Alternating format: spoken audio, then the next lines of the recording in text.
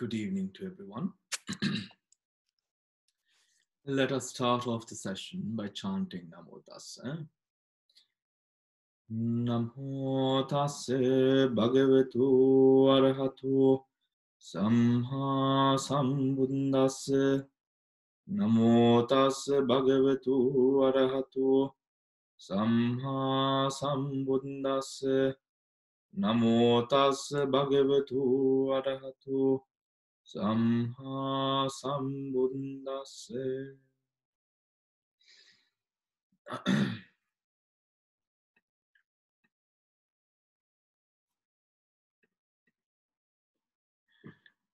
All right. So today we are starting a new sutta, a sutta that many of you might have heard of, but surely because of the extent of the sutta, many of you might have not already gone through the sutra in detail. However, we would be going through the sutra in detail, and the points held within the sutra, I believe, are very much useful for all of us when it comes to dealing with our views, which which is the first part of the Arya Ashtangika Magga, the Eightfold Noble Path. And as we have discussed in previous sessions, the first part of the Eightfold Noble Path contributes and helps for the rest of the Eightfold Noble Path to develop and sustain itself. So today we will be discussing the Brahmajāla Sutta, right? The Brahmajāla Sutta. So the Brahmajāla Sutta goes into the grounds of the 62 types of wrong view that people, that heretics, religious teachers, any sort of person could sort of cling on to in a way that then it affects the happiness, the path towards the excavation of Dhamma, Nibbana, can be affected in a not so good way. These views also create a sense of suffering and also creates a barrier to achieve the understanding necessary to go deeper into what Nibbana is, or the experience of Nibbana in one's lifetime. These views are also, or have been, deemed some of the most dangerous in terms of these views have an ability to dig you deeper, to sort of sink you in a ground of groundless thoughts, groundless views, which would then permanently make one into, or sort of push one into becoming a person who is a pillar of samsara, a person who is unable to sort of come out of samsara, right? So let us, because this sutta is quite big, right? It is a sutta out of the Digha Nikaya, right? And it is a part of the first section of the Digha Nikaya, which is called the Sila Khanda. And so let us dive into the sutta, right? At one time, the Blessed One was traveling on the highway between Rajagaha and Nalanda, together with a community of monks numbering about 500. At that time, the wanderer, Supir, too, was traveling along the highway between Rajagaha and Nalanda, together with his pupil, the young Brahmadatta. Right there, the wanderer Supir spoke in many ways against the Buddha, against the Dhamma, and against the Sangha. But wanderer Supir's pupil, the young Brahmadatta, were, on the other hand, spoke in various ways of praise of the Buddha, Dhamma, and the Sangha.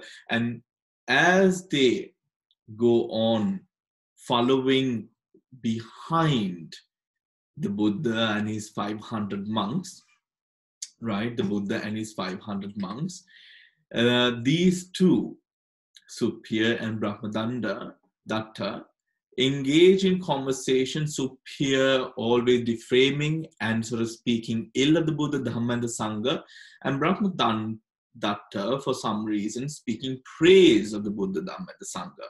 And of course,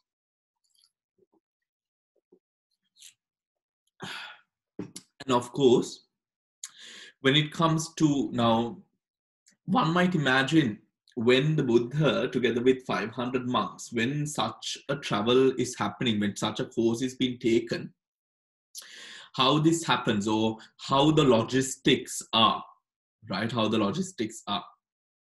Now, usually the message of the Buddha's travel is sort of taken by the merchants, by the lay people, by the people who are the businessmen and the merchants who travel between the cities, right? Between the cities. So you do find that people will be sort of, when the Buddha does cross over cities or through cities, that certain lodgings, etc., food, water is or will be sort of made ready for the Buddha, Dhamma, and the Sangha. For the Buddha and the Sangha on the way, right? Now, also in different suttas. Now, in different suttas, we are all sort of given an introspect into how it would be like. For example, Venerable, now one would assume that, okay, the Buddha and with Venerable Sariputta, Venerable Moggallana, and if the 60 other chief arahants or, the elder, according to seniority, a line is formed and everyone sort of travels accordingly. True, right? Because usually junior monks do not walk in front of senior monks. It is deemed quite rude to do that, and it is quite unmannerly. But we do not it is not a sort of a full sort of rigid, strict line altogether also, right? It is not a rigid, strict line altogether also. But when it comes to entering or nearing a town, then the bhikkhus usually get into a proper line, fix their robes properly, and then enter, right? And then enter.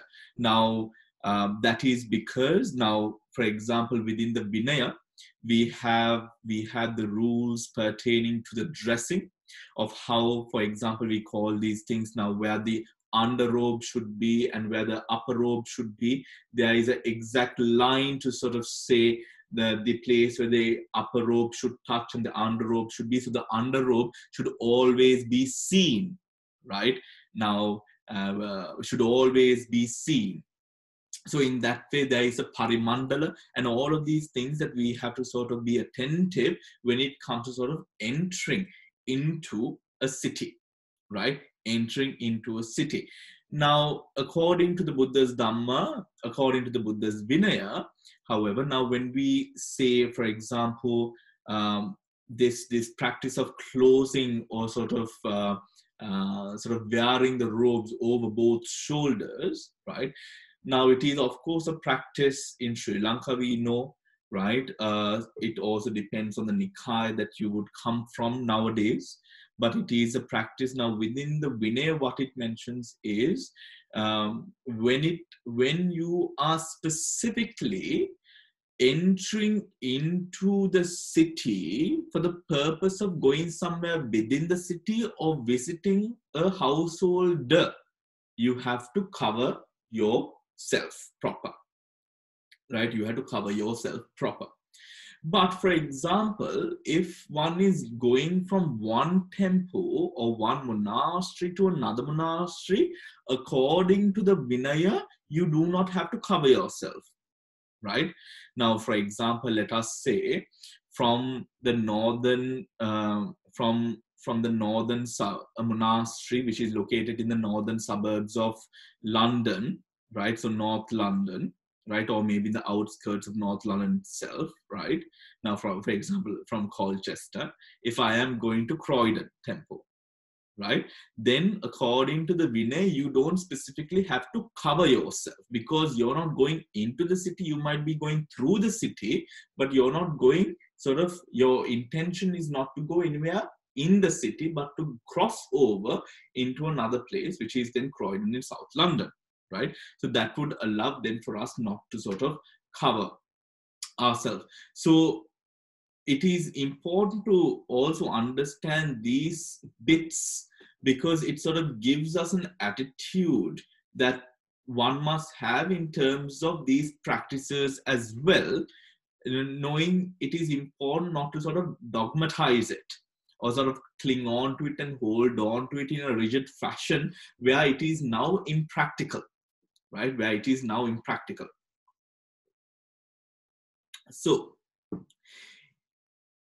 the Buddha, upon traveling on this road, right, together with the other retinue of monks and also Suppiya and Brahmajāla following behind the monks, right, for the night, right, the wanderer Suppiya too and the young Brahmajāla entered the royal rest house in Ambalattika Grove, dwelling there together with the Buddha and the monks for the night. Even there, they continue, Suppiya continued to speak ill. Brahmajāla continued to sort of reply and sort of disregarding that he spoke well. In the morning, then when the night has passed, a number of monks after rising assembled in the pavilion. Having assembled there, this trend of talk arose.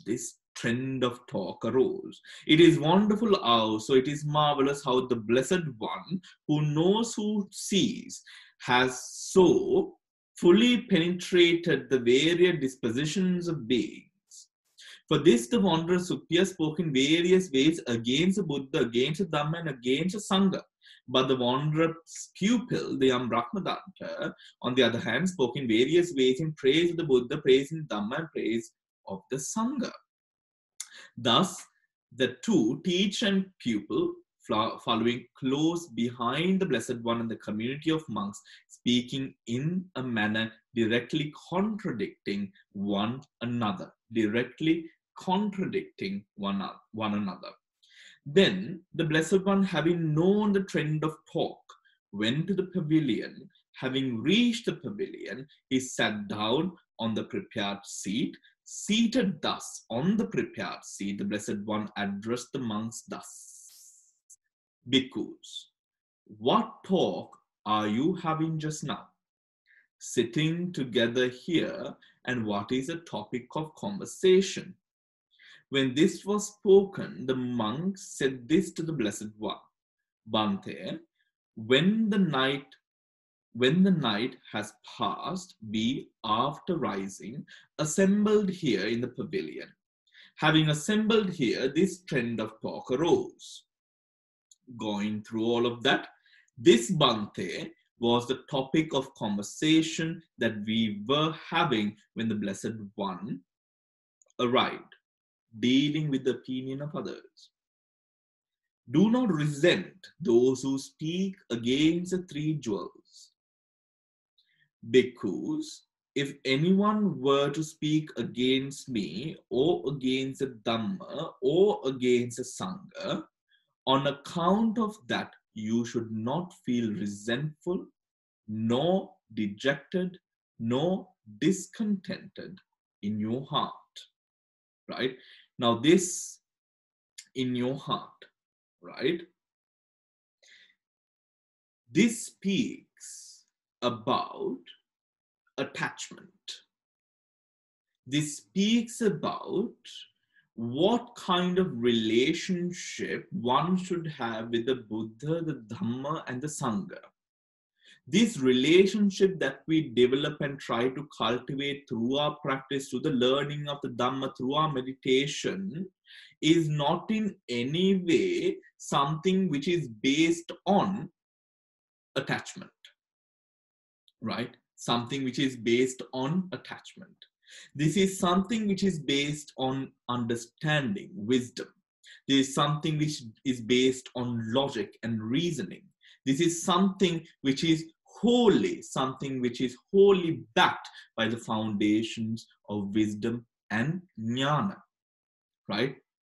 This is to say that when a person does insult the Buddha, Dhamma, and the Sangha, if a person was to be a person who is connected or has a relationship to the Buddha, Dhamma, and the Sangha, and is of proper mind and practice, then the person would not sort of feel insulted, right? Feel insulted. Now we come across various events over the past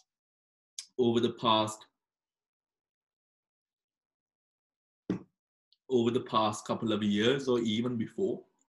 We see religions and we see many sort of conflicts which arise in different religions, including our own, when it comes to sort of this sort of degrading or sort of insulting which happens, right? Insulting which happens. Now, according to the Buddha, as Buddhists, right, the Buddha's admonition of how we should sort of deal with that is here, right? One should not feel sort of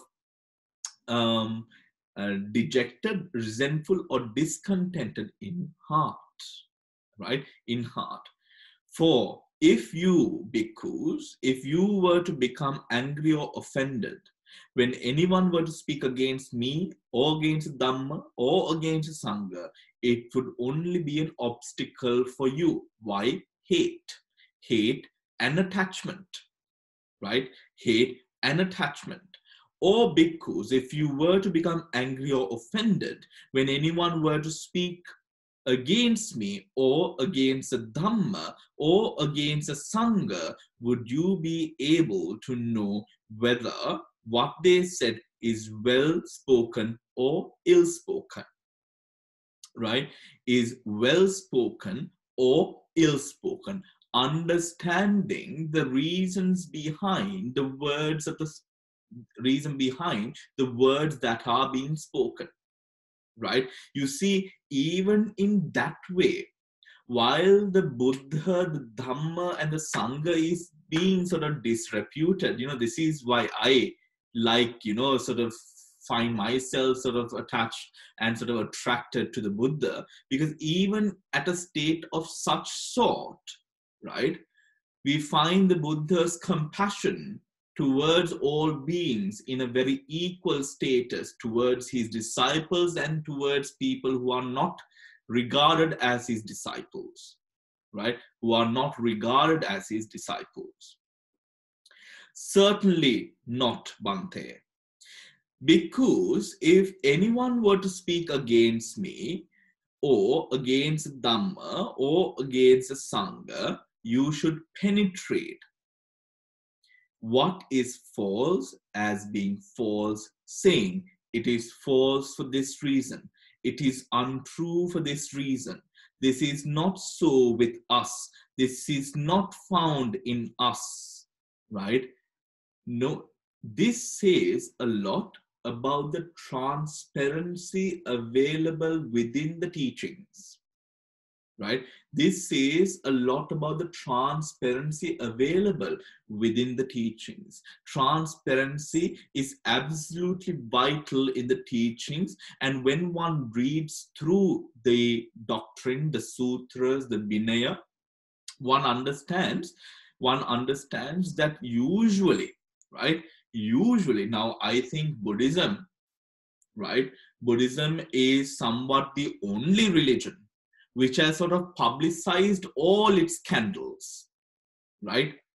Which has publicized everything. It is quoted how it happened, who is at fault, what is the rule which was promulgated to cure that and to sort of keep that from happening again. There is 100% transparency, 100% transparency in the way the Dhamma has been handled. The Vinaya is laid down. When it comes to a sort of a breaking of the moral code within the Sangha, right? If it is one which has affected the whole Sangha, right?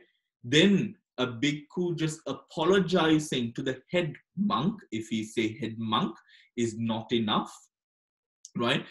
What must happen is usually during the Uposatha, right? When the monks all gather for the full moon day observances of the recital of the Patimokkha, uh, usually at that time, the bhikkhus ask for forgiveness, own up to what has happened, right? And own up to what has happened and apologizes and asks a sort of clements from the Buddha, the Dhamma, and the Sangha. Right now, it is not an easy task. It is not an easy task at all. And some might say, no, this doesn't happen now. It absolutely does happen. It absolutely does happen. And it is not at all an easy thing to do, especially now. For example, it happened at PAOK a couple of times, right? And then being, especially if you are a Burmese monk, right? Usually the foreign monks are given a little bit of leeway, a bit of special treatment because we are foreigners, right? But if you are a Burmese monk and then going up to the whole Sangha, and the Sangha is about 1,000 monks, right? And kneeling down before 1,000 monks and telling what you have done, how it has affected, and then asking for forgiveness and having to face all of these monks every day is not an easy task, right? Is not an easy task. But that is the level of transparency that we allow because the Buddha pushes us to forgive, right? If now even in the Vinaya, right? Now even in the Vinaya, when it comes to now, let us say I have done something really wrong, right? Really wrong against a monastery or something of that sort. Now, the head monk or the monks are able to take some action from me, action against me, if I am not to apologize or something like that. But the moment that I sort of go to the head monk or to the monks and say, Bhante, I have done something wrong and I ask for your forgiveness, nothing can be done against me, right? It is very clear on the rules. Nothing can be done against me. If it is a Sanghadisesa, apatti or a wrongdoing of Sanghadisesa, I have to go for the sort of the observances to cure that. If it is a dukkata pachitya, wrongdoing offenses of that sort, there are levels of wrongdoing offenses. If it is of that sort, then I must cure it in that way. And of course, it is only if a parajika offense is sort of entailed that such a sort of offense cannot be sort of dealt with, then the monk should sort of revert. If he wants to remain as a monk, then he must revert to being a samanera, a novice, right?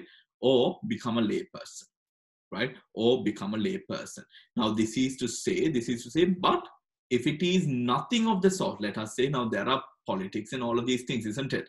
Right? So if it is something of that sort, and if a monk is to apologize, then nothing can be held against the monk, right? And that is that, right? And because this is a Kathina season, the Kathina season is not special because of specifically, of course, it has the perks of the Kathina where the monks get the robe and all of these things are very good, but these are what the devotees give us, and these are mostly material based. For the monks, why the Kathina season is important is because this is a season that we spend with each other, right? We see the mistakes and faults present in one another, right? And at the end of the 3 months Vasana, what we do is we sort of, during our sort of closing of the Vasana, right? It is asked, if there is anything wrong done by me within these 3 months, something that I can mend, may the Sangha please let me know. Right? That is a specialty, or that is that special part of the Kathina. You see, the Kathina is also then a period, with regards to the practice. It's not about the Peraharas, it's not about the Kathina Chivar and all of these things actually, right? What it really, in terms of Dhamma, it comes down to is is sort of mending your weaknesses, the weaknesses that your brotherhood see within you, and then relate to you at the end of the katina, so that you can work at it. Because after the katina, you disperse in your own journeys. You go to the forest, or you go away to different places, you travel, and all of these things are done. It is in the katina period that you stick together. Why? Because when you are alone in the forest and all of these things, you are usually isolated. Now even at Pauk, or at now, many of these monasteries, during the Katina season, all these monasteries are very crowded, right? You're literally in each other's faces, right? You meet them all the time. It's a very crowded time in the monasteries. So everyone sort of sees you and speaks to you and sort of gets to know you in a more intimate way, right? And it is a way of sort of mending yourself. That is what the katina, in terms for the monks, in terms of the monks' development, holds for the monks, right? That sort of ability to know, or to get to know from your brotherhood what your mistakes, etc. are, right? All right, moving on, right? 4, if you bhikkhus were to feel joyful or happy, right? No, did we skip? Yes, we did skip. Okay. Do not delight in those who speak well of the 3 jewels. Bhikkhus, if anyone were to speak well of me, or of the Dhamma, or of the Sangha, on account of that you should not feel joyful, nor happy, nor elated in your heart, right? For if you bhikkhus were to feel joyful or happy or elated when anyone speaks well of me, of the Dhamma, of the Sangha, it would only be an obstacle for you, right? Now, this is also very important, because we find in present day how religion is used to manipulate people, right? We see businesses using this tactic. We see people using tactic. We even see when one goes to sort of search for brides and grooms for one's children, also you see this tactic being used. The person who has never stepped into a temple starts now stepping into the temple to sort of make the bride, or the to-be bride or to-be groom, happy also, right? So in these ways, these are to sort of take away, as long as there is sort of connection or sort of attachment towards the in a good way, to the sort of the beauty which is spoken about, the Buddha, Dhamma, and the Sangha. The Buddha says no. And even the attachment that you have to sort of the anger that you sort of cultivate and develop towards, then when the wrong is spoken or bad is spoken of the Buddha, Dhamma, and the Sangha, there also the Buddha says no. In both ways, you are not affected. That is the kind of strength that we try to develop within ourselves. That is the type of strength we try to develop within ourselves. Why? Because we are not blind followers. We are followers with some sort of logic, with some sort of wisdom working within us, right? Working within us. Because if anyone were to speak well of me, or the Dhamma, or the Sangha, you should declare what is true as being true, saying for this reason this is true, for this reason this is a fact. This is so with us, this is found in us, and that is it. The analysis of moral virtue. Bhikkhus, it is only the minor and trivial points of mere moral virtue that a worldling would speak of when praising the Tathagata. And what bhikkhus are the minor or trivial points of mere moral virtue that a worldling would speak of when praising the Tathagata? Right? When praising the Tathagata. I hope you understood.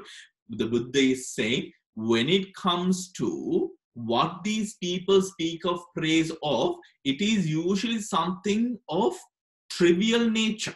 It is something which is really small about the Tathagata, right? As when compared to the real values and virtues and conduct of the Tathagata, right? There's nothing to be excited. We are people who develop our minds far beyond those reasons, right? Now, for example, when we started first listening, or for example, now when I speak to children, I would of course say, about how beautiful the Buddha was, how sort of handsome the Buddha was, how beautiful the Buddha's voice was. But if I was to come here and tell that to you every day, you would be like, what is his Bhante talking about? Right? Why is that? Because we see that there is something even further than that, isn't it? Right? We see that yes, that is true, that is all right. But Bhante, there is something more than that we would appreciate you speaking to us about. Right? The same thing is what is being said here. Right? These trivial things that are being spoken in praise of the Tathagata are not true things for a true Dhamma practitioner. Right? Now, what are these things? Right? The short section on moral virtue. The first one, right bodily conduct. Right? Right bodily conduct. That is relating to the destruction of life, the taking of what is not given, right? And in celibacy, right? So when here bhikkhus, having abandoned the destruction of life, the recluse Gautama abstains from destroying life. He dwells, now when I'm reading this, I'm thinking, when we coming from Sri Lanka, something that we often hear, for example, if we are to speak of a monk, what we often hear, e hamdru malu kallakpat kanne naha. Right? Now, for some reason, not eating a piece of fish is something of high regard. Right? Devadatta also didn't eat meat. Did you know that? Right? So when I'm reading this, I'm also reminded of that aspect of our culture. Right? So the Buddha is speaking of trivial nature where it starts with the Panchasila. But we are even below that when it comes to our culture. When we actually see, we talk about what we put into the mouth, right? Which then connects to our sila. Let's go back, right? So the recluse Gautama abstains from destroying life. He dwells with rod and weapon, laid down, conscientious, merciful, compassionate for the welfare of all beings. Then bhikkhus, would the worldlings speak in praise when praising the Tathagata, having abandoned taking of what is not given, the recluse Gautama abstains from taking what is not given. He abstains only, he takes only what is given, accepts only what is given, lives not by stealth, but by means of pure mind. Right? That is that. And then in celibacy, having sort of chosen the celibate life, living apart, abstaining from sexual acts, the way of the village, right? Then thus bhikkhus would the worldlings speak of the praise of the Tathagata, right? Now this is, we find people who practice this, right? We find people who practice this. This is not why the Tathagata is special to us, right? There are reasons far beyond this, that why we hold, or why we should hold the Tathagata of such high esteem. Then we go on to right speech, right? Which is false speech, divisive speech, abusive speech, right? Abusive speech and idle chatter. Musavada, Sampapalapa, Parusavacha, and Pisunavacha. Right? This sort of speech, which again we find many people practice this. Right? Of course, I won't say many, but we find people who practice it. We find monks who practice this. Right? We find people who practice this. Right? He speaks at the right time, speaks what is true, speaks what is beneficial, speaks what is the teaching, what is the discipline. Right? Speaks what is the teaching, what is the discipline. Right? Now, in proper mannerisms, in a similar way, we find sort of parallels between proper etiquette, behavioral etiquette, and this as well, right? We find those parallels, right? Then, the recluse Gautama, in general, the recluse Gautama abstains from damaging seeds and plant life, right? Now, this we know was something which was imposed later on, right? Because of the sort of the racket that the heretics created during the Vassana period. Why this Vassana is now upon us? The reason that this Vassana is upon us. Then the Samanar Sikha, right? Which goes down from Vikala Bhojana, which is taking a meal after midday, right? As dancing, singing, music, and washing shores, right? Wearing garlands, beautifying oneself with scents and makeup, right? The recluse Gautama abstains from high and luxurious beds and seats, right? Abstain from accepting gold and silver, right? Now, these are the reasons that the Buddha has said, these would be probably the reasons, the trivial reason that the people speak in praise, right? And then, to complete it in general, right? Abstain from not accepting uncooked grain, raw meat, women and girls, male, female, slaves, goats, sheep, fowls, pigs, elephants. Elephants are also here. Elephants, cattle, horses, mares, right? Abstain from accepting fields and lands, abstains from running messages or errands, and these are for specifically running errands for lay people, right? Now, I remember in the Aranya, when I first used to go, I asked a monk the time, right? I was sitting on the ground in the library and the monk was facing the clock. I was like, Bhante, what is the time? He said, also, you're not supposed to ask me the time. You're supposed to get up and look at the time yourself, right? Now, I was like, what? Right? So in that way, right, it is still being practiced. Where you do not, it is not because a senior monk will not do that for you, right?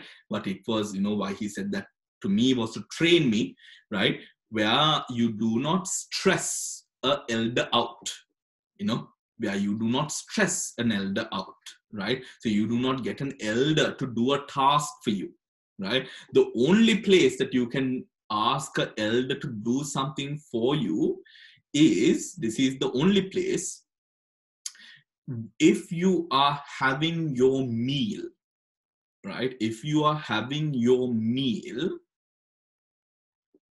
at a seat, right?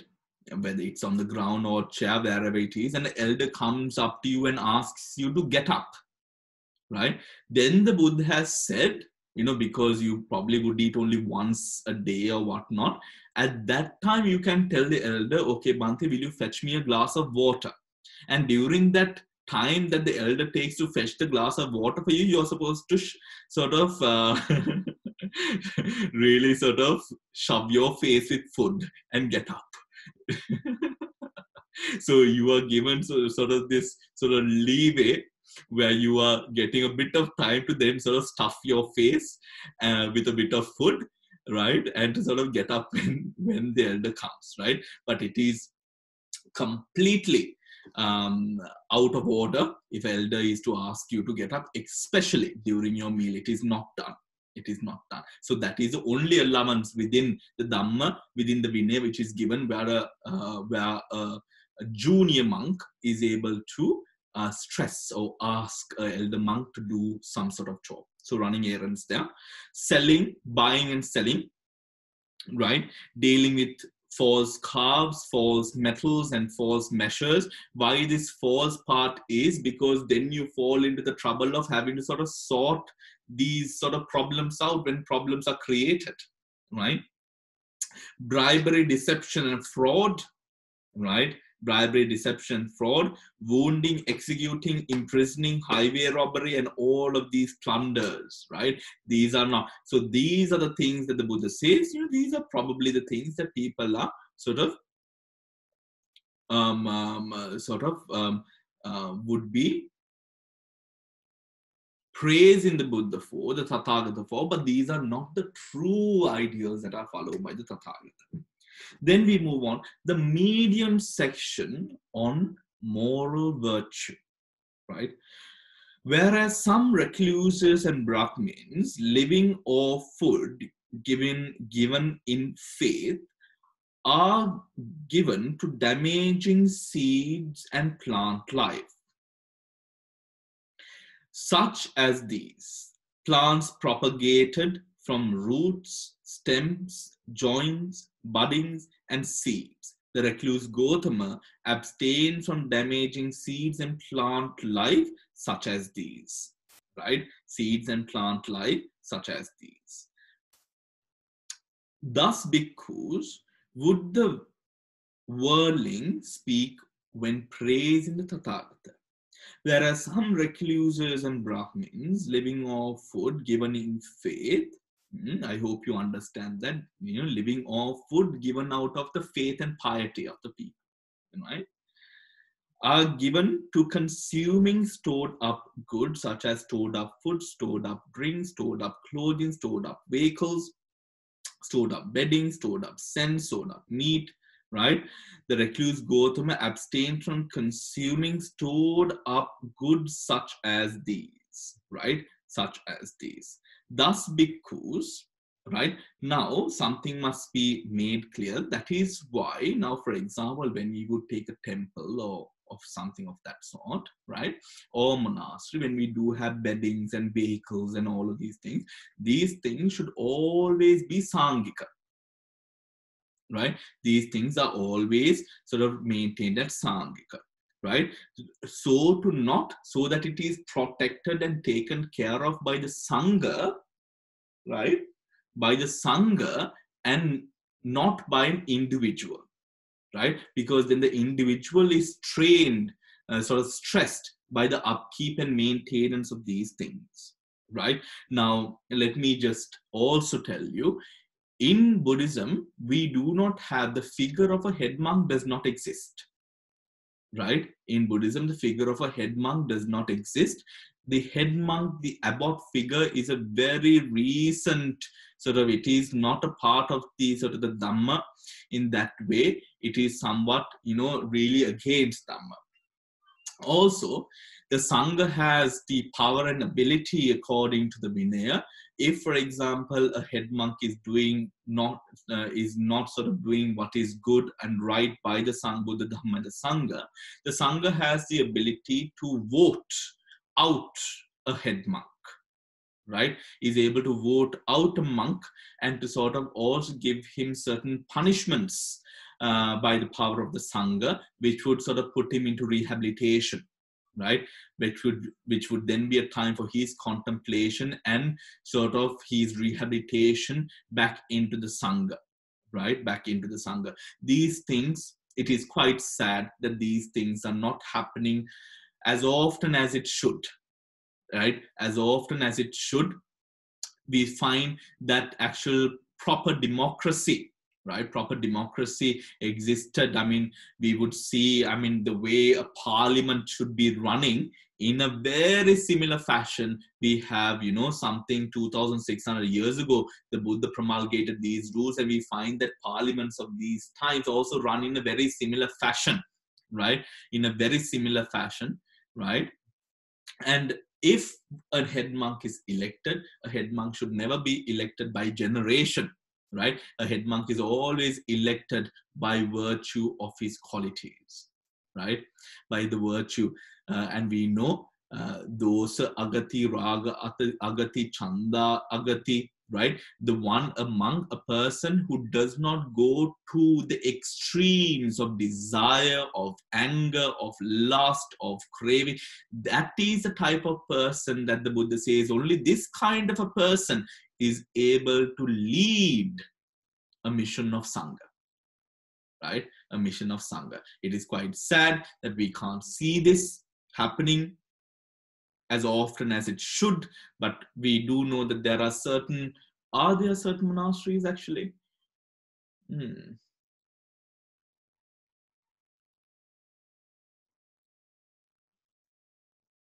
I think that's a quick question. I will have to think about it. I will let you know if there are any monasteries. Nothing comes to my head. Probably not. Right? Probably not, because everyone seems to like power. Okay, moving on. All right, moving on. So, thus bhikkhus would the worldling speak when praising the Tathagata, right? What he emphasized here is the mundane worldly mind clings on to that which is not so great, right? Has a tentative ability, has a tentative nature to cling to what, and this is true in terms of good and in terms of bad as well, right? In terms of what is good and in terms of what is bad as well. For example, sometimes your children, right? You have given them a certain advice for the longest time. They have never listened to you. But when some sort of distant relative or someone who is really educated from a fancy place, tells them the same thing, then they'll start listening and you're like, I have been telling you the same thing. Right? And we do this also, right? All of us, we do this because why? In our mind, the greatness and the respect that we give to people, we need to see people high up, right? We need to see people in high up places, positions, to sort of, in a sense of divinity, to be able to bring ourselves to believe, trust, and follow what that person says. This is a weakness. This is a weakness, right? In a similar fashion, it is very similar to what the Buddha is saying to here, right? Let us continue, right? Whereas some recluses and Brahmins living off food given in faith and given to watching are given to watching shows such as these. What is meant by given to shows is through the energy that one cultivates and develops through the consuming of this food, you use that energy to do these things, right? What are those things? Dancing, singing, music, plays, ballad recitations, hand clapping, cymbals, drums, painted scenes, acrobatics, conjuring tricks, elephant fights, horse fights, buffalo fights, bull fights, goat fight, ram fights, cock fights, quail fights. Oh my gosh, this is a whole sort of Aurudusavaya. Right? Now, I remember when I first came to the UK, right? Someone was telling me, come quickly because the Urdu survey has to be over. I was like, what? So I sort of, I did not tell them, but I told them, Bante, it's I can come only after Singha Urdu, just because this one person told me that they need me to organize the Urdu survey, so I put it off. I was like, I'm not doing that. Right? And in sort of proper monk circles, it's looked at in a very petty way, right? In a very, very petty way, because it is not something, whilst we have such a profound Dhamma, we are there hanging Kalamutti. How is this something which is of respect? Right? This is something which is not to be done. If the lay people want to do it and if the children want to do it, let the parents get together and organize. These are not things that we should get involved in, right? These are not things that we get involved in any way. Elephant fight, horse fight, all of these things, right? The recluse Gautama abstains from watching shows and such as these. Thus, bhikkhus would the worldling speak when praising the Tathagata. Whereas some recluses and Brahmins living off food given in faith are given to heedless and idle games such as these, right? And then we have sort of the games, hopscotch and chess and spilkins, dice, stick games, hand bitches, ball games, bowling, and all of these things, right? All of these things. The recluse Gautama abstained from heedless and idle games such as these. Thus, bhikkhus would the worldling speak in praising the Tathagata. Whereas some recluses and Brahmins living off food given in faith are given to using high and luxurious furnishing, such as these oversized couches, couches adorned with carved animals, long-haired coverlets, multi-work patchwork coverlets, all of these other things, right? All of these other things. Now, this is specifically speaking about putting your energy and efforts into making these things, right? Putting your energy and efforts into making these things.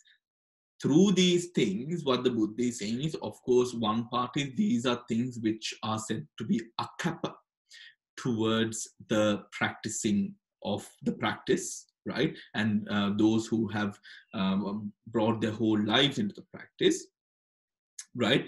This is not specifically talking about the consumption, but rather the sort of the wasting of one's time, right? The wasting of one's time towards these sorts of things, right? Towards these sorts of things. Now, you know, I mean, if we are to really ponder over the true nature of the Buddha, right? When that monk was staring at the Buddha for long time, he was like, you know, don't you have anything else to do than stare at me, right?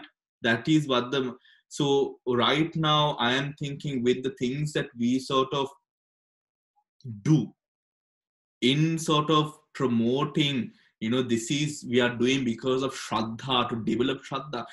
You know, you don't need a million lamps to develop Shraddha. That is not the Shraddha the Buddha was expecting of us.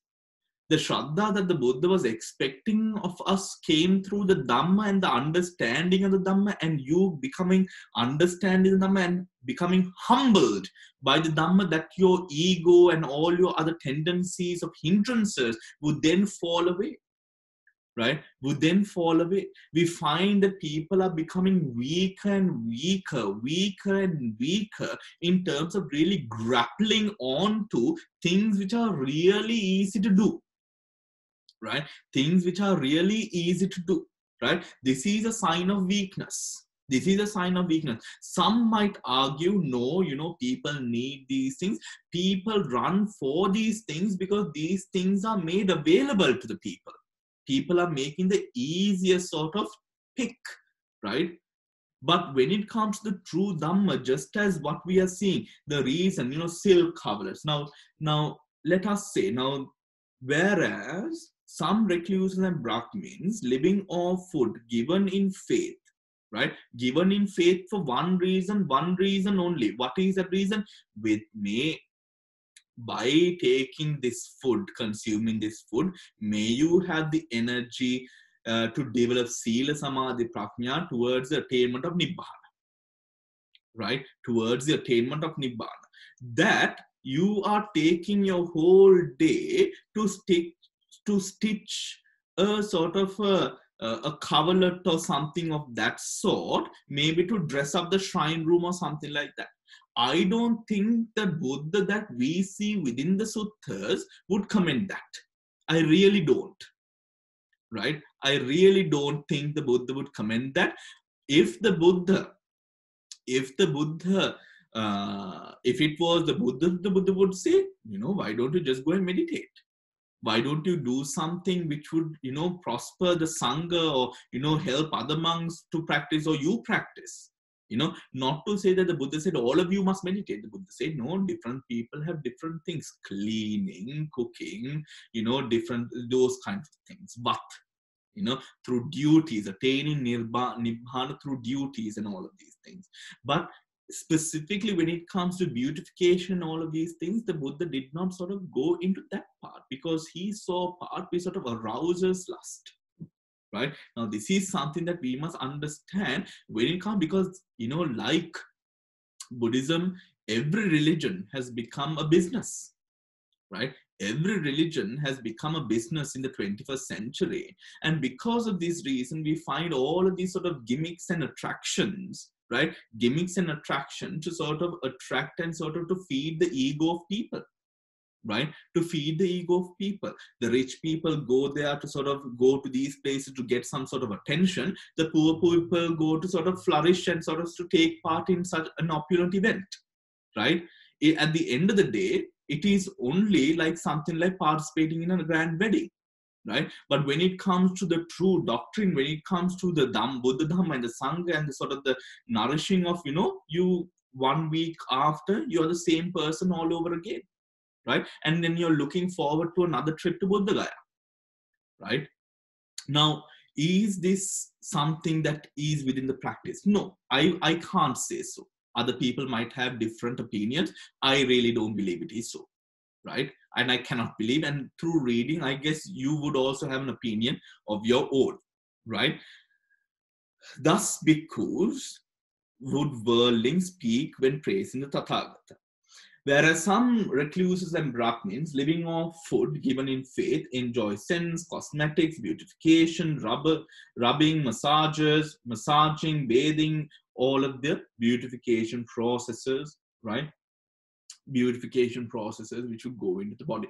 Now, when it comes to the Vinaya, in terms of sense, if the Buddha has actually said, if your odor is unbearable, wear a scent, it is allowed. Right? If your body odor is difficult or somewhat, really sort of difficult for others and for you to bear, the Buddha has said, wear a deodorant or wear a scent, really, right? And going on to animal, thus bhikkhus would the worldling speak when praising the Tathagata, whereas some recluses and Brahmins living off food given in faith are given to animal talks, Sunaka Katha, right? Tirachana Katha, which entails Raja Katha, which is talking about the kings. These are actually all about the gossips, right? Talking about robbers, talking about ministers of state, talking about armies, talking about danger, talking about battles, talking about food, talking about drink, talking about clothing, talking about beds, talking about garlands, scents, relatives, vehicles. Now, all of these things, this goes on to this comes down to talking only that which is essential. Right? Now, if you are a head of state, right, then of course, it is your duty to talk regarding whatever your duties are. But they are also on a professional capacity. It is somewhat unprofessional to talk behind the backs of people, isn't it? Right? That is what we are talking about here. Talking, if we are, for example, if it is food or drink, talking about it to the level or to a place where that is necessary, but not going beyond that, right? Having that balance, having that control, right? That is what we are talking about here, right? That is what we are talking about here. Talking about villages, towns, cities, countryside, women, men, heroes, street gossip, gossip at the well, gossip at the well. I think that should be changed to gossip at the temple. Right? Gossip at the well. Talk about the dead, talk about diversity, talk about the creation of the world, talk about the creation of the sea, all of these things that does not sort of entail, things that does not entail any sort of benefit to you, right? Disregarding or pulling yourself away and not sort of contributing to talk such as that. That brings out a real discipline within oneself. And also, because most of the wrong and complications that we create in our life is because of the mouth, mostly, right? Because of this reason, it also protects, it also helps us to sort of keep ourselves away from unnecessary troubles and the dramas of the world, right? That the world and society brings to us, to keep ourselves, to keep our lives in a position where we are able to live, without these difficulties and all of these things arising, right? Arising. So, moving on. These the recluse Gautama abstained from talking about low topics such as these. Thus, bhikkhus would the worldling speak when praising the Tathagata, whereas recluses and Brahmins living off food or food given in faith are given to debate such as this. You do not understand this teaching and discipline. I understand this teaching and discipline. What could you understand of this teaching and discipline? You are practicing wrongly. I am practicing highly. I am being consistent. You are inconsistent. What should be said first? You said later. What you said. This all sounds too familiar. Right? So this sounds all too familiar. What should be said after you said first? What you took so long to think out has been refuted. Your viewpoint has been overthrown. You are defeated. Go and try to salvage your viewpoint. Extricate yourself if you can. Right? Thus, bhikkhus would the worldling speak when praising the Tathagata. Right? Whereas some recluses and Brahmins living off the food of the faith, given in faith, are given to relaying messages and running errands for people, kings, ministers of state, noble warriors, Brahmins, householders, and youths. Right? And youth. Go here, go there, take this, there, fetch that here. The recluse go to abstain from running messages and errands for people such as these. Right? For people such as these. Now, even the sort of, sometimes, for example, when you live in a monastery, right, sometimes you find villagers who come to the monastery to sort of sometimes pick up twigs and, branches, dried up, pieces of dried up, because villagers who sort of have fire, who sort of work with firewood, right? And according to the teachings, actually, we are advised not to in any way sort of support this. So if a person is to ask Bhante, can I take these branches or something like that, we are supposed to not reply. Right? We are supposed to not reply. The reason behind that, now, of course, branches and bushes, these things are not things that even we would use in a monastery, right? But of course, some monasteries would, if they are sort of burning firewood for the washing of the robes. But regardless, these are huge monasteries, and we have enough of firewood and all of these things, but it is to sort of not build a relationship with the people, where the people come into the monastery to sort of pick firewood and all of these things. So the Buddha tried to sort of curb any reason why the people would develop a shraddha, or not of shraddha, but an attachment to the monastery in a way that was not parallel to the practice of Dhamma. Right? So people are only supposed to in that way associate the monasteries, the temples, in ways that's for their practice, right? And doing something other than that, sort of, the Buddha sees as a way of hurting the Dhamma, right? In a way of hurting the Dhamma. Now, moving on. Whereas some recluses and Brahmins living off food given in faith engage in deceitful pretensions or statements, flatteries, subtle insinuations or hinting, pressuring, and pursuing gain with gain. The recluse Gautama abstain from such pretensions and flattery. Thus, bhikkhus would the worldling speak when praising the Tathagata. Moving on, the great section of moral virtue. Whereas some recluses and Brahmins living off food given in faith, maintaining themselves by wrong livelihood through the low arts, such as reading marks on the limbs, palmistry, hand reading, reading omens and signs, interpreting celestial events, interpreting dreams, reading marks on the body, reading marks on cloth, on my mice, offering fire oblations, oblations from a ladle, oblations of husk, oblations of rice powder, oblations of rice grains, oblations of ghee, oblations of oil, offering oblations using oral spells, offering blood sacrifices, making predictions based on the fingertips, determining whether the site for a proposed house or garden is propitious, right? All of these things, right?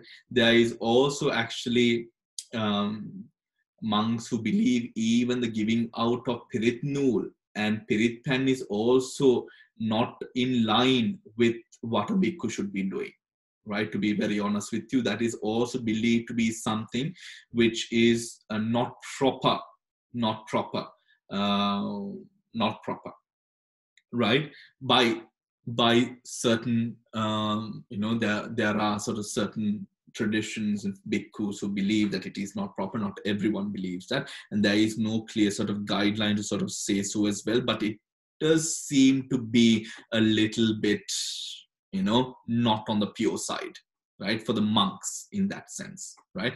Whereas, for example, we find people who come into the temple just to get the pirit nool, isn't it? Although it does sort of give people a sense of happiness and all of that, right? The temple or the monks are not there specifically sort of to bestow blessings, right? So this sort of really narrows what actually the associations between the Sangha and the laity is supposed to be there for, which is for attainment of Nibbana, nothing else. Right, this is to protect both the faith and shraddha of the laity, as well as the protection of the sila samadhi prajna of the monks. Right, for the protection of both,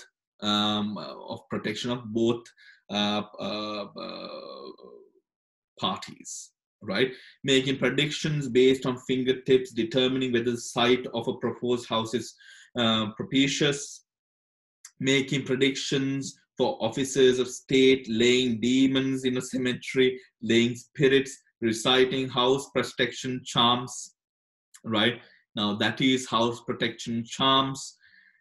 If the Pali is taken as a charm, that is also not regarded as pure, right? The Pali can be chanted in terms of the Buddha or representing the Buddha. That is a different thing. But if it is chanted as a charm, right? For example, like the Gurunvan says, right, would do, right? Then that is not something which is allowed. That is not something which is allowed, right?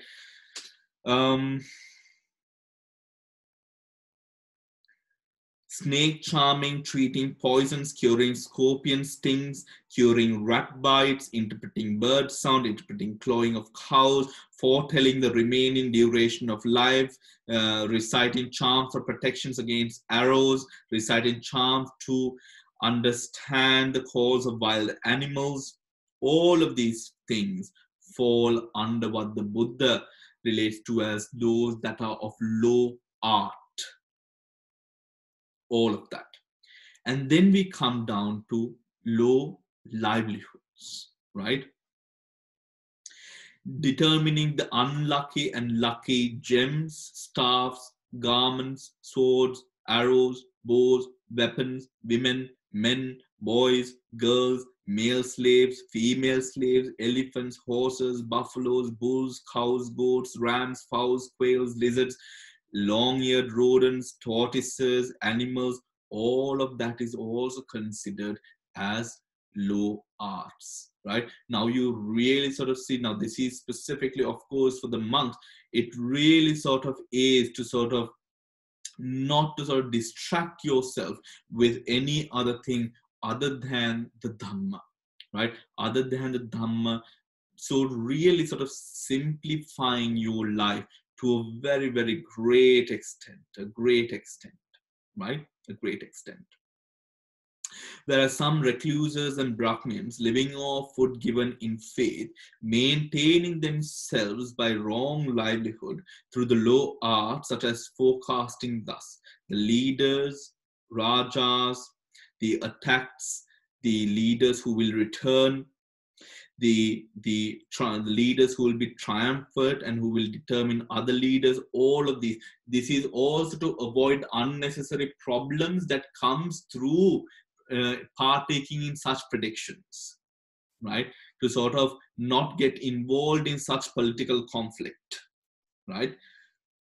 Whereas some recluses and Brahmins living off the food of the faith, given in faith, maintaining themselves by wrong livelihood through the low arts, such as forecasting thus, the lunar eclipse, the solar eclipse, and all the cultivation of austericisms, sun and moon will go in normal courses, all to do with the sort of the astrology, the sun and the moon, and all of that, right? Also falls as the low art. So we go through all of those things, we go through, right? Then we come to where some recluses and Brahmins living off food given in faith maintain themselves by wrong livelihood through the low arts, such as circulating auspicious dates for the bride and groom, right? Making sort of connections and all of that, right? Now, this is remember, this is not to say that these things are wrong, but these are considered of low art compared to the practice of Dhamma, that then a monk or person who is entirely devoted to spiritual practice should not be engaging in. So all of these things you are able to then read, right? And then we come down to page number 38, where we come all the way down to the speculations about the past, Pubbanta Kappa. There are bhikkhus, other dhammas, deep, difficult to see, difficult to understand, peaceful and sublime, beyond the sphere of reasoning, subtle, to be known by the wise, that the Tathagata, having realized for himself with direct knowledge, expounds to others. Those who rightly praise in the Tathagata according to reality would speak regarding these. Now we are coming to the real reasons as to why one should have this sort of the proper sort of reasons as to why a Tathagata should be praised in whatever way, right? Which is the knowing of the dhammas that are difficult to see, right? If the anicca dukkha anatma, the arising, passing away of the pancha indriya aggregates, ayatana, dhatu, skandha, right? All of these things were not taught by the Buddha. How would we know? Which other religion has such sort of comments about such detailed phenomena? We do not, right? We do not. In similar ways, for those reasons. And what are these dhammas? Deep and difficult to see, difficult to understand, peaceful and sublime, beyond the sphere of reasoning, subtle, to be known by the wise, with the Tathagata having realized for himself with direct knowledge, expounds to others. Those who rightly praise the Tathagata according to reality would speak regarding these. These are bhikkhus, some recluses and Brahmins who are spectators about the past, speculators about the past, who hypothesize about the past, and assert various dogmas regarding the past on 18 grounds, right? On 18 grounds. And the good recluses and Brahmins who are speculators about the past, who hypothesize about the past, and who on the 18 grounds assert various dogmas regarding the past, based on what? Invoking what? Do they assert the 18 grounds? Now we come to the starting of the views, right? Now we come to the starting of the views. we are going to leave that there for today, right? We are going to leave that there for today, and we are going to continue next week, right? So does anyone have any questions that you would like to ask?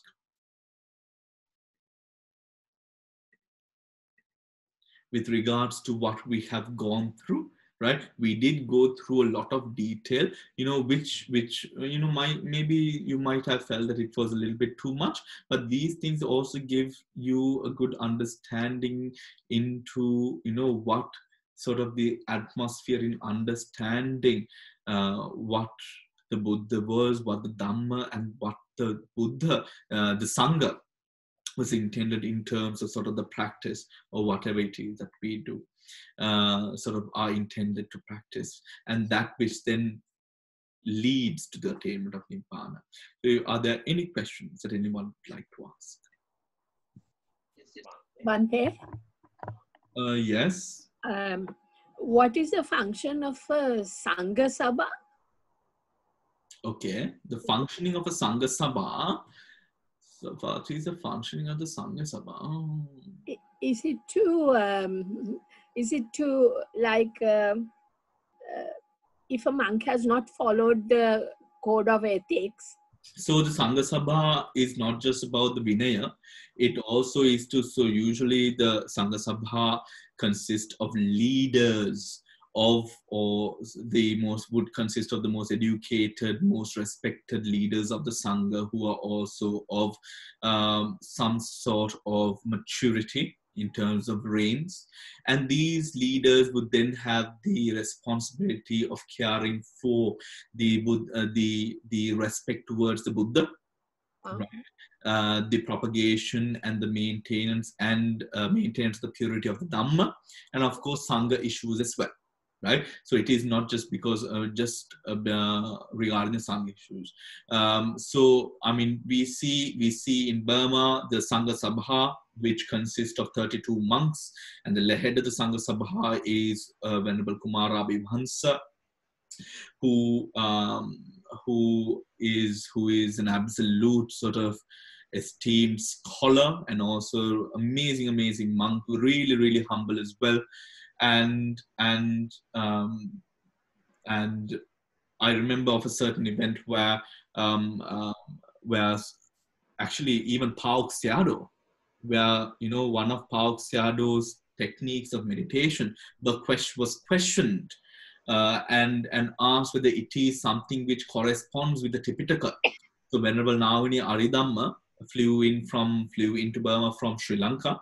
Pauk Sayadaw and Minty Mon, who is an Abhidhamma teacher who resides in Singapore, all sort of visited the Sangha Nayaka, and they had a discussion about, it was relating to the Bhavanga, whether this Bhavanga is something which could be seen. And so to that extent, the Sangha Sabha sort of has very close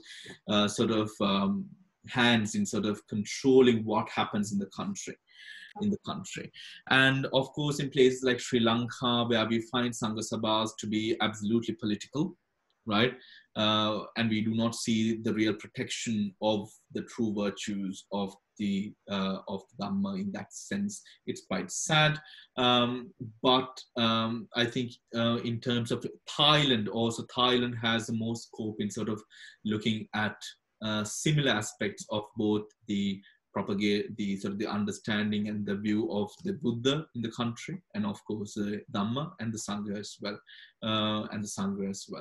Yeah, Thailand goes to an extent where they also have a sort of a task force dedicated for the Sangha Sabha itself, right? So yes, so did I answer your question, Pushpa?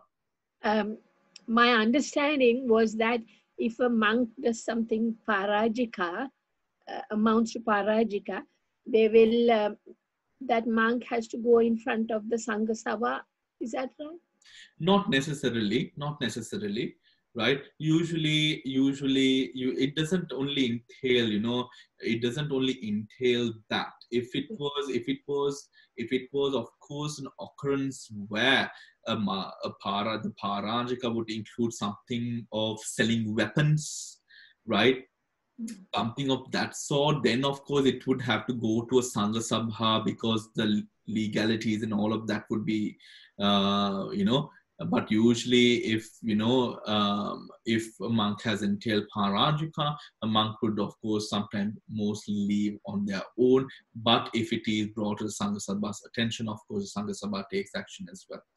Right, so it is for both reasons of moral, protecting the moral sort of conduct within the sasana, but also the efficacy of the teachings, right?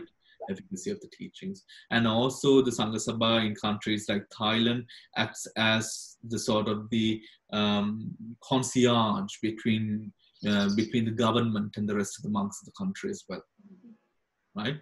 Damsiri, you had a question? Yes, Bhante, when it comes to wrong livelihood, these activities, it's a very common activities actually. Most of the Buddhist monks, they practice this. The way I understood was actually, if they practice this for money, then that's considered as a wrong livelihood. But if they practice these activities for the benefit of somebody, then you cannot categorize this one as a wrong livelihood. No, Damsiri, it doesn't matter about the money. In general, you are not supposed to practice any of these things, right? Okay. And also, it is actually not only monks, but a person who has really devoted one's whole life, like for example, like Anagarika, right? Adasa Sila, right? Even, for example, a Samanera, Samaneri, Dasasikha, Siales, Mechis, all of these people, right? Now, even if you today take up sort of virtues in that way, even it is not suitable for your also to practice. Anyone who is sort of working 100% towards Nibbana, these are things which are not supposed to be practiced in that way. Thank you. Thank you, Bhante. Bhante?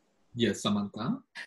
Just want to ask, at the beginning of the sutta, it says that even if one was to speak well of the Buddha or the Dhamma or the Sangha, and feel joy or happy or elated, that itself is also an obstacle.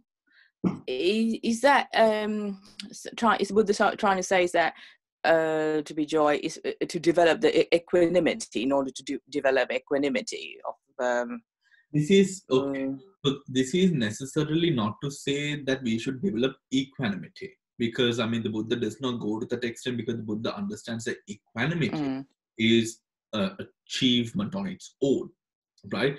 But this is to say not to be sort of dependent upon these emotions or upon these praises of society.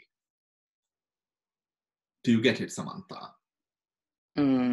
Yeah, to get caught. Yeah, I think. Meaning, for example, don't develop a personality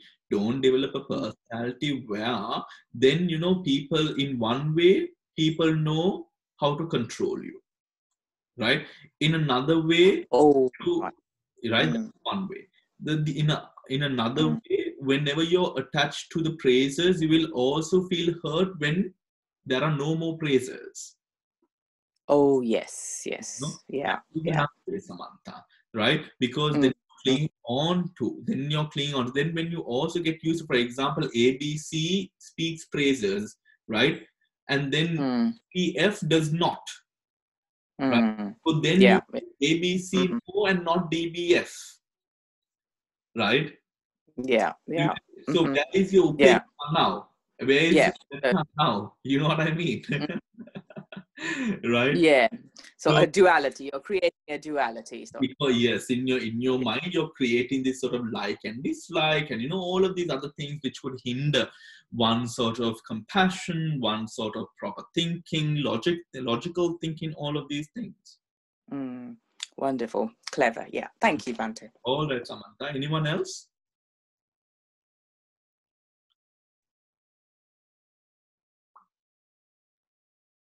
All right. So if there is no one, right? If there is no one, then we will close the session for today, right? Wrap up the session for today, and I will see you all next time. Next time, hold on.